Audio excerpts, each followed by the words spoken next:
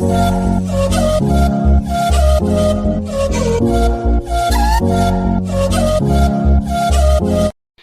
Guys, welcome back to my channel. Guys, NST నుంచి 5 రకాల permanent government ఉద్యోగాలను భర్తీ చేయడం కోసం అఫీషియల్గా నోటిఫికేషన్ అయితే రిలీజ్ చేయడం జరిగిందనమాట. గైస్, ఈ నోటిఫికేషన్కి అప్లై చేసుకోవడానికి మినిమం క్వాలిఫికేషన్ ఇంటర్ ఉంటే సరిపోతుందన్నమాట. So inter, diploma, degree qualifications ఉన్నవాళ్ళు కూడా అప్లై అయితే చేసుకోవచ్చు అనమాట. సో నెలకి 45,000 వరకు జీతం అయితే ఇవ్వడం జరుగుతుంది కాబట్టి మిస్ చేసుకోకుండా అప్లై అయితే చేసుకోండి.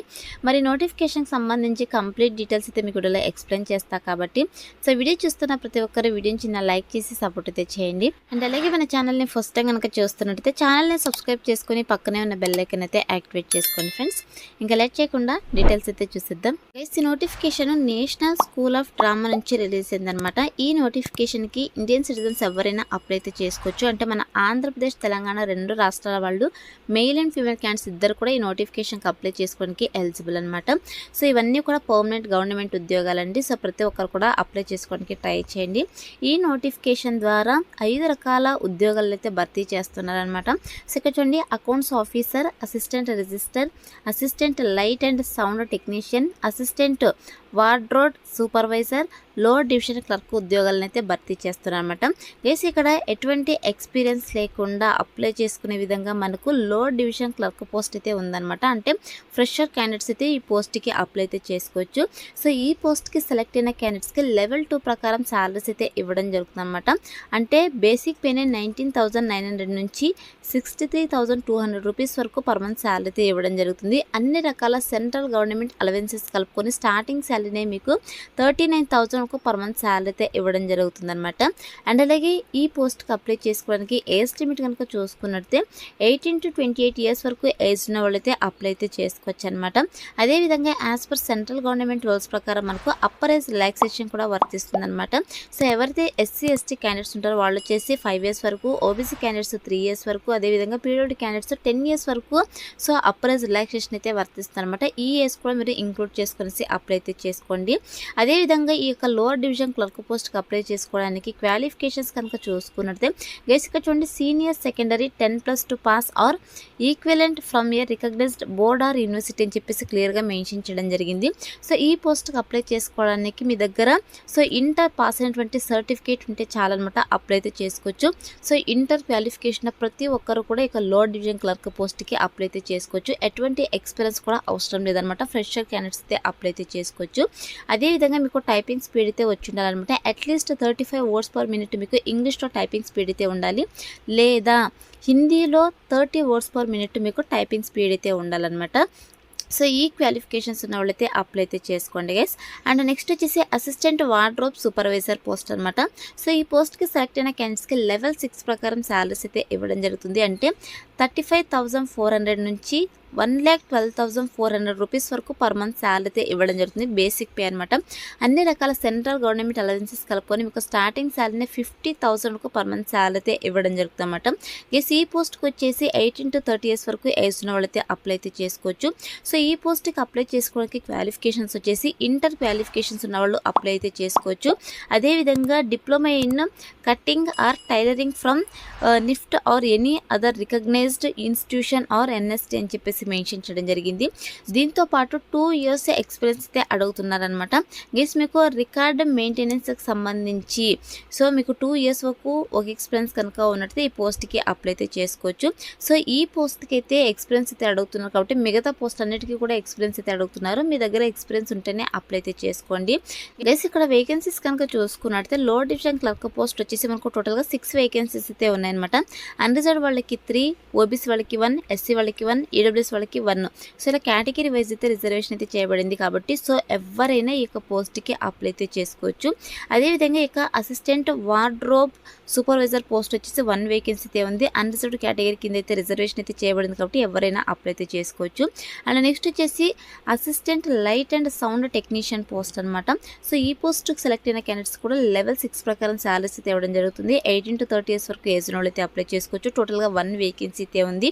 సో ఈ పోస్ట్ కూడా సేమ్ అనమాట. ఇంటర్ క్వాలిఫికేషన్స్తో పాటు diploma in electrical from a recognised institute or equivalent or degree or diploma in sound technology విభాగాల్లో మీకు క్వాలిఫికేషన్స్ కనుక ఉన్నట్టు ఇక పోస్ట్కి అప్లై అయితే చేసుకోవచ్చు. అదేవిధంగా 5 ఇయర్స్ వరకు ఈ యొక్క లైటింగ్ సంబంధించి కావచ్చు, సౌండ్ ఆపరేషన్కి సంబంధించి కావచ్చు, మీకు ఎక్స్పీరియన్స్ కనుక ఉన్నట్టు ఇక పోస్ట్కి అప్లై అయితే చేసుకోవచ్చు అనమాట. ఎక్స్పీరియన్స్ అయితే అడుగుతున్నారు గైస్. ఎక్స్పీరియన్స్ ఉంటే మాత్రమే అప్లై అయితే చేసుకోండి. అండ్ నెక్స్ట్ పోస్ట్ వచ్చేసి అసిస్టెంట్ రిజిస్టర్ 2 పోస్ట్ అనమాట. సో ఇవి వచ్చేసి టోటల్గా మనకు 2 వేకెన్సీస్ అయితే ఉన్నాయి. సో ఈ పోస్ట్కి సెలెక్ట్ అయిన క్యాండిడేట్స్కి లెవెల్ 7 ప్రకారం శాలరీస్ అయితే ఇవ్వడం జరుగుతుంటాం. సో ఏజ్ కనుక చూసుకున్నట్టే 35 years and below for regular vacancy, 56 years and below for deputation అని చెప్పేసి మెన్షన్ చేయడం జరిగింది. సో మనకు ఎవరైతే డిప్యూటేషన్ విభాగాల్లో ఉంటారో సో వాళ్ళకు వచ్చేసి 56 ఇయర్స్ వరకు ఏజ్ వాళ్ళైతే అప్లై చేసుకోవచ్చు. సో రెగ్యులర్ వేకెన్సీస్ కింద వచ్చేసి 18 to 35 ఇయర్స్ వరకు ఏజ్ ఉన్న వాళ్ళైతే అప్లై చేసుకోవచ్చు అనమాట. ఎస్ ఇక పోస్ట్కి అప్లై చేసుకోవాలంటే ఎనీ డిగ్రీ క్వాలిఫికేషన్ కనుక ఉన్నట్టయితే అప్లై అయితే చేసుకోవచ్చు అనమాట. సో ఇక డిగ్రీ క్వాలిఫికేషన్స్తో పాటు అట్లీస్ట్ 5 ఇయర్స్ వరకు అడ్మినిస్ట్రేషన్ విభాగాల్లో మీకు ఎక్స్పీరియన్స్ కనుక ఉన్నట్టయితే ఇక పోస్ట్కి అప్లై చేసుకోవాలని చెప్పేసి మెన్షన్ చేయడం జరిగింది. దీంతో పాటు మీకు కంప్యూటర్ అప్లికేషన్కి సంబంధించి నాలెడ్జ్ అయితే ఉండాలని చెప్పేసి మెన్షన్ చేయడం జరిగింది అనమాట. అండ్ మనకు ఎసెన్షియల్ క్వాలిఫికేషన్ మ్యాండేటరీ అనమాట. డిజరబుల్ క్వాలిఫికేషన్ ఉన్నా లేకపోయినా కూడా ఎసెన్షియల్ క్వాలిఫికేషన్ కనుక ఉన్నట్టయితే ఇక పోస్ట్కి అప్లై అయితే చేసుకోవచ్చు. అండ్ నెక్స్ట్ పోస్ట్ వచ్చేసి అకౌంట్ ఆఫీసర్ జాబ్ అనమాట. సో ఇవి వచ్చేసి మనకు డిప్యూటేషన్ విభాగాల్లో అంటే 1 వేకెన్సీ అయితే ఉంది. లెవెల్ 8 ప్రకారం శాలరీస్ అయితే ఇవ్వడం జరుగుతుంది. 18 to 56 ఇయర్స్ వరకు ఏజ్ ఉన్న వాళ్ళైతే అప్లై అయితే చేసుకోవచ్చు. సో క్వాలిఫికేషన్స్ వచ్చేసి బీకామ్ విభాగాల్లో, అకౌంటెన్సీ, ఆడిటింగ్ విభాగాల్లో మీకు క్వాలిఫికేషన్స్ కనుక ఉన్నట్టయితే అప్లై అయితే చేసుకోవచ్చు. సో అట్లీస్ట్ 5 ఇయర్స్ వరకు అడ్మినిస్ట్రేషన్ విభాగాల్లో ఎక్స్పీరియన్స్ అయితే ఉండాలి. కంప్యూటర్ అప్లికేషన్కి సంబంధించి నాలెడ్జ్ అయితే ఉండాలన్నమాట. సో ఈ క్వాలిఫికేషన్స్ ఉన్న వాళ్ళైతే అప్లై అయితే చేసుకోండి గైస్. నెక్స్ట్ వచ్చేసి సెలక్షన్ ప్రాసెస్ కనుక చూసుకున్నట్టే గైస్, వన్స్ మీరు అప్లై చేసుకున్న తర్వాత సో ఎవరైతే ఎలిజిబిలిటీ ఉంటారో సో వాళ్ళకు వచ్చేసి skill test or written exam or interview అయితే కండక్ట్ చేసేసి వీళ్ళు జాబ్లోకి అయితే తీసుకోవడం జరుగుతుంది. సో పోస్ట్ అని బట్టి సెలక్షన్ ప్రాసెస్ అయితే కండక్ట్ చేయడం జరుగుతుంటాం. సో ఎల్డీసీ పోస్ట్కి అయితే రిటర్న్ ఎగ్జామ్, స్కిల్ టెస్ట్ అయితే కండక్ట్ చేయడం జరుగుతుంది. సో ఈ యొక్క సెలక్షన్ ప్రాసెస్కి సంబంధించి డీటెయిల్స్ అయితే మీకు మెయిల్ అయితే చేస్తాము. అదేవిధంగా ఎన్ఎస్టీ అఫీషియల్ వెబ్సైట్లో కూడా మేము అప్డేట్ చేస్తామని చెప్పేసి క్లియర్గా మెన్షన్ చేయడం జరిగింది అనమాట. సో మీరు ఇక్కడ క్లియర్గా చెక్ చేసుకోవచ్చు. అండ్ నెక్స్ట్ వచ్చేసి అప్లికేషన్ ఫీ కనుక చూసుకున్నట్టయితే గైస్, ఎవరైతే అన్రిజర్వ్డ్ కేటగిరీ వాళ్ళు ఉంటారో సో వీళ్ళకి వచ్చేసి 500 రూపీస్ అప్లికేషన్ ఫీ అయితే ఉంది. సో మిగతా ఓబీసీ కేటగిరీ వాళ్ళకి వచ్చేసి 250 రూపీస్ అప్లికేషన్ ఫీ అయితే ఉందన్నమాట. సో ఎవరైతే ఎస్సీ, ఎస్టీ, అదేవిధంగా ఉమెన్ క్యాండిడేట్స్ ఉంటారో, అదేవిధంగా పర్సన్ విత్ డిసేబిలిటీ క్యాండిడేట్స్ ఉంటారో సో వీళ్ళకి వచ్చేసి ఎటువంటి అప్లికేషన్ ఫీ అయితే లేదనమాట. సో ఫ్రీగా మీరు ఆన్లైన్లో అప్లై అయితే చేసుకోవచ్చు.